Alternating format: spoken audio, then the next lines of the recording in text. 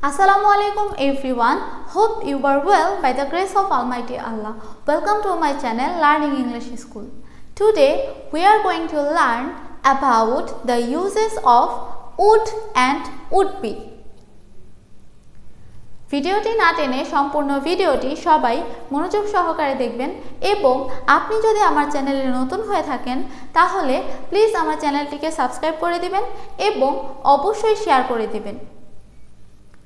তাহলে চলুন আমাদের আজকের টপিক শুরু করি যে uses of would and would be।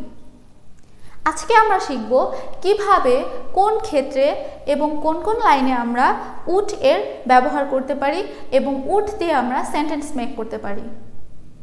সবাই মনোযোগ দিয়ে ক্লাসটি করতে থাকুন এবং আমার সাথে সাথে বলতে থাকুন এক্সাম্পলগুলো। would একটি মডাল অক্সিলিয়ারি ভার্ব। will এর পাস্ট ফর্ম হিসেবে would ব্যবহার করা হয় এবং would এর অর্থ সাধারণ অর্থে দাঁড়ায় কোনো একটি কাজ আমরা করতাম, কোথাও যেতাম, খেতাম, হতাম, দিতাম, এরকম অর্থে আমরা would-কে ব্যবহার করে থাকি এবং নর্মালি আমরা এরকম ক্ষেত্রেই would-কে ব্যবহার করি। যেমন ধরুন আমি যদি বলি আমি আজকে কলেজে যেতাম কিন্তু আমার ভালো লাগছে না। I would go to college today. I would go to college today, but I am not feeling like. But I am not feeling like. দেখুন আমরা কি বললাম, আমি আজকে কলেজে যেতাম কিন্তু আমার ভালো লাগছে না। I would go to college today but I'm not feeling like. এবার আমরা যদি বলি সে আজকে খেলতে যেত কিন্তু তার দেরি হয়ে গেছে। He would go to play but he is late. তাহলে কি বললাম, he would go to play but he is late। এখানে আমরা কি বললাম, সে আজকে খেলতে যেত এরকম অর্থে আমরা would-কে সেন্টেন্সে ব্যবহার করলাম। তাহলে কোনো কাজ করতাম, যেতাম, খেতাম, দিতাম এরকম অর্থে আমরা কিভাবে would-কে ব্যবহার করব সেন্টেন্সে সেটা আমরা শিখলাম। এবার আমরা দেখব যে would এর ব্যবহার নেক্সট আরও কীভাবে করা যায়। তো এবার ধরুন অতীতের কোনো অভ্যাস বোঝাতে গেলে আমরা would-কে ব্যবহার করে থাকি। অতীতের অভ্যাস মানে হচ্ছে অতীতকালে আমরা কোনো একটি কাজ নিয়মিত করতাম বা অতীতকালে তারা নিয়মিত কোনো একটি কাজ করত বা আমরা নিয়মিত খেতাম বা আমরা এই কাজটি অতীতে প্রায়শই করতাম। মানে অতীতকালে যে কোনো অভ্যাস বোঝাতে গেলে আমরা সেন্টেন্সে would এর ব্যবহার করে থাকি। যেমন ধরুন আমি যদি বলি আমরা যখন ছোট ছিলাম তখন সব সময় একসাথে খেলা করতাম। দেখুন we would always play together. We would always play together when we were kids. দেখুন আমরা কি বললাম, আমরা যখন ছোট ছিলাম তখন আমরা সব সময় একসাথে খেলা করতাম। We would always play together when we were kids.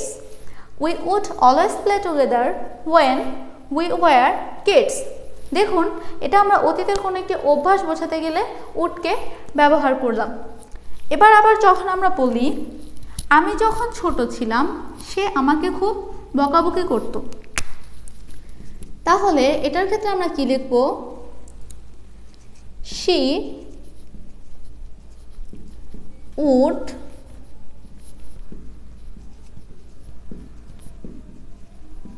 scold me a lot when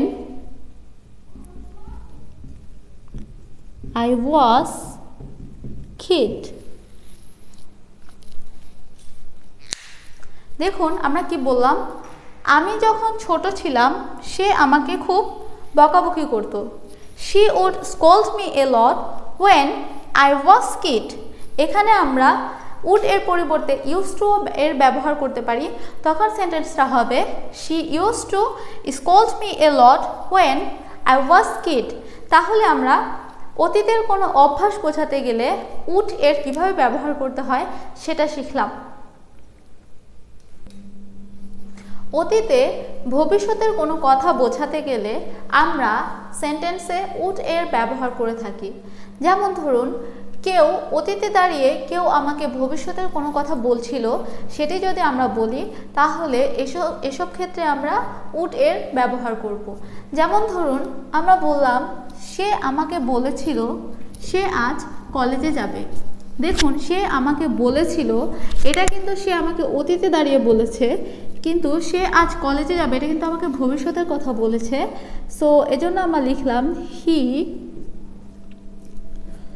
told me, সে আমাকে বলেছিল he would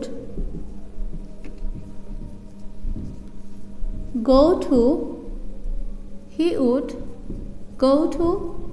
college today। দেখুন অতীতে দাঁড়িয়ে আমরা যখন ভবিষ্যতের কোনো কথা বোঝাতে যাই তাহলে আমরা কি বলবো, সে আমাকে বলেছিল সে আজ কলেজে যাবে। He told me he would go to college today। তাহলে কি হলো, আমি জানতাম তুমি ম্যাচটা জিতে যাবে।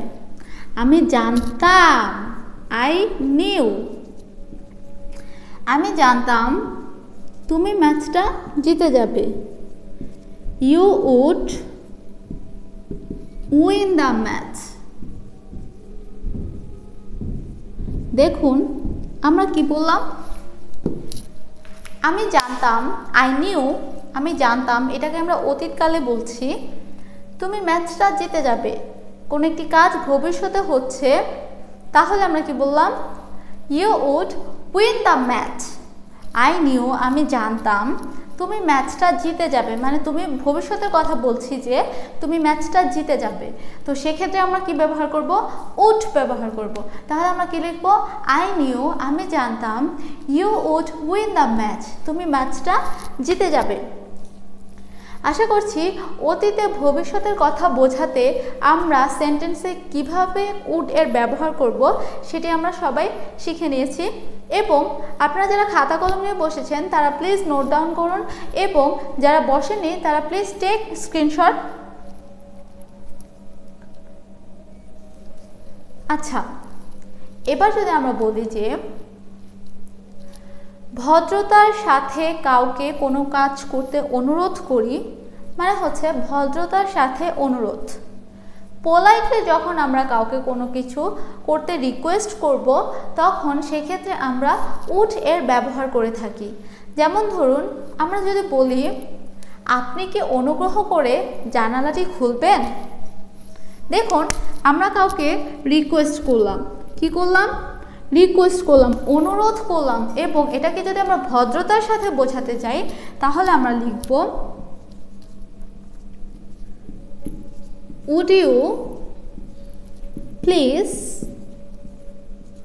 অথবা প্লিজ এর বদলে আমরা কাইন্ডলি বলতে পারি would you please open the window। আপনি কি অনুগ্রহ করে জানালাটি খুলবেন। পোলাইটলি আমরা যখন কাউকে কোনো কিছুর জন্য রিকোয়েস্ট করব তখন আমরা বলবো আপনি কি অনুগ্রহ করে জানালাটি খুলবেন। would you please open the window, would you please open the window। অথবা আমরা প্লিজের পরিবর্তে যদি কাইন্ডলি দিয়েও এটি বলতে পারি, রিকোয়েস্ট করার ব্যাপারটি, অনুরোধ করার ব্যাপারটি, তখন আমরা বলবো would you kindly open the window, আপনি কি অনুগ্রহ করে জানালাটি খুলবেন। Would you please give me a cup of tea, আপনি কি দয়া করে আমাকে এক কাপ চা দিবেন। তো এরকম ক্ষেত্রে আমরা উড এর ব্যবহার করব। আবার তুমি কি হাঁটতে যেতে পছন্দ করবে অথবা তুমি কি হাঁটতে যেতে চাও, সেক্ষেত্রে আমরা বলতে পারি would you go for a walk, would you go for a walk, তুমি কি হাঁটতে যেতে চাও বা তুমি কি হাঁটতে যেতে পছন্দ করবে। কাউকে যখন আমরা কিছু অফার করব বা ইনভাইটেশন দিব, সেক্ষেত্রেও আমরা সেন্টেন্সে উড এর ব্যবহার করে থাকি।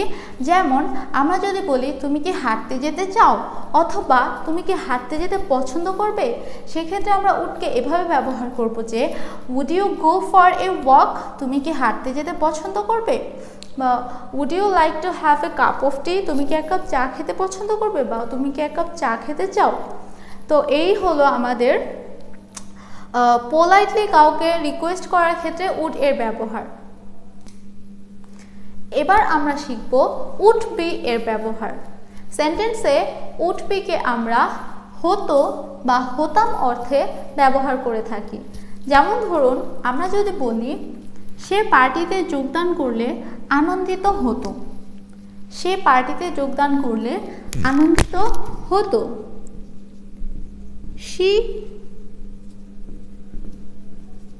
would be delightful to attend the party. দেখুন আমরা কি বললাম যে উড বি কে আমরা সেন্টেন্সে ব্যবহার করে থাকি হতো বা হতাম অর্থে। তাহলে এই সেন্টেন্সটাতে আমরা কি বললাম, সে পার্টিতে যোগদান করলে আনন্দিত হতো, সে পার্টিতে যোগদান করলে আনন্দিত হতো। তাহলে আমরা এক্ষেত্রে উড বি ব্যবহার করব, যে আমরা কি লিখলাম, she would be delightful to attend the party, সে পার্টিতে যোগদান করলে আনন্দিত হতো। আমরা আরেকটা এক্সাম্পল দেখি, তুমি যদি আমাদের সাথে যোগ দিতে পারতে তাহলে চমৎকার হতো, তুমি যদি আমাদের সাথে যোগ দিতে পারতে তাহলে চমৎকার হতো। দেখুন আমরা এখানে কি বলবো, ইট উড বি ওয়ান্ডারফুল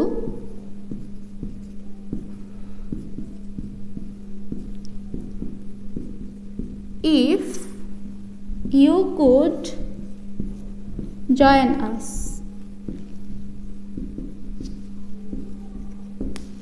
দেখুন এখানে আমরা কি বললাম, তুমি যদি আমাদের সাথে যোগ দিতে পারতে তাহলে চমৎকার হতো।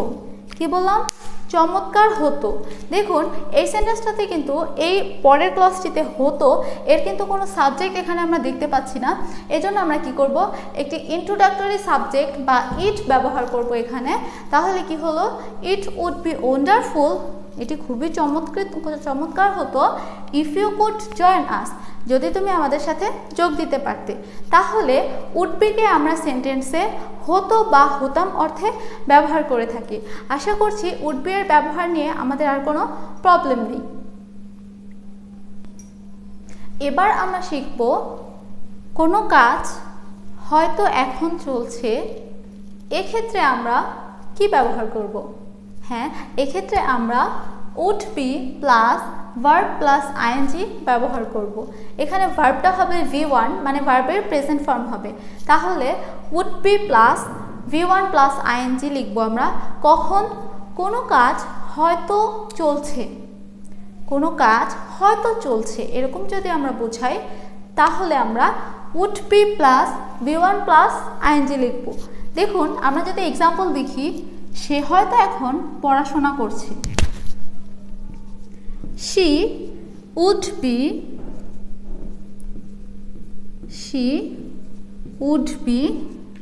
পড়াশোনা হচ্ছে স্টাডি, আমরা V1 এর সাথে আইএনজি লিখব, সে হয়তো এখন পড়াশোনা করছে। তাহলে আমরা কি বললাম, সে হয়তো এখন পড়াশোনা করছে, she would be studying now। এরপর যদি আমরা বলি সে হয়তো আজকাল একটি কোম্পানিতে কাজ করছে, তাহলে আমরা কি বলবো? এখানে আমরা হি লিখি, হি দুটোই রাইট, বাট এখানে আমরা এটা লিখলাম হি উড বি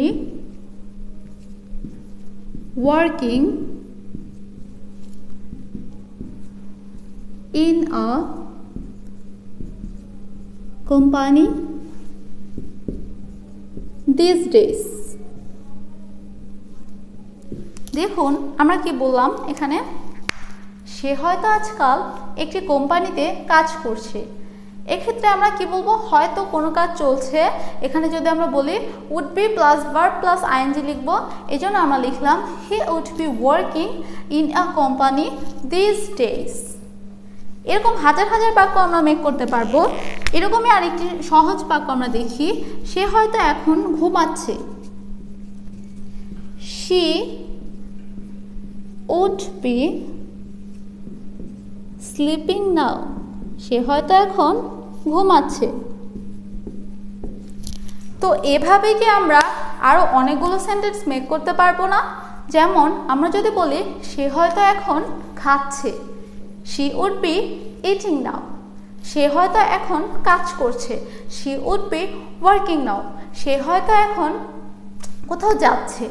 তো কোনো কাজ হয়তো চলছে এরকম যদি আমরা বুঝাই, তাহলে আমরা বাক্যে would be plus verb plus I N G ব্যবহার করে থাকি। তো এভাবে করে আমি এখানে সে দিয়ে লিখলাম, সে হয়তো এখন পড়াশোনা করছে, এটা লিখেছি। আপনারা কি লিখবেন? তুমি হয়তো এখন পড়াশোনা করছো, you would be studying now, তারা হয়তো এখন পড়াশোনা করছে, they would be studying now, আমি হয়তো এখন পড়াশোনা করছি, I would be studying now. মানে এরকম 8টি যে আমাদের প্রোনাউন আছে, I, we, you, they, he, she, it, এগুলো দিয়ে আমরা একটা সেন্টেন্সকে কিন্তু আমরা অনেকগুলো সেন্টেন্স মেক করতে পারি। এবং আমরা এখানে পড়াশোনা করছে বললাম স্টাডি, আপনারা লিখতে পারে ঘুমাচ্ছে, খাচ্ছে, যাচ্ছে, দিচ্ছে, ড্রাইভ করছে, এরকম যদি আমরা বলি গান গাচ্ছে, খেলছে। তো এরকম বিভিন্ন ধরনের ভার্ব দিয়ে এবং বিভিন্ন ধরনের প্রোনাউন ব্যবহার করে, আবার মিতা, রিতা বা যে কোনো ধরনের নাম, এগুলো সাবজেক্ট হিসেবে ব্যবহার করে কিন্তু আমরা শত শত বাক্য তৈরি করতে পারি, যেটা আমাদের প্র্যাকটিসের জন্য খুবই উপকারী।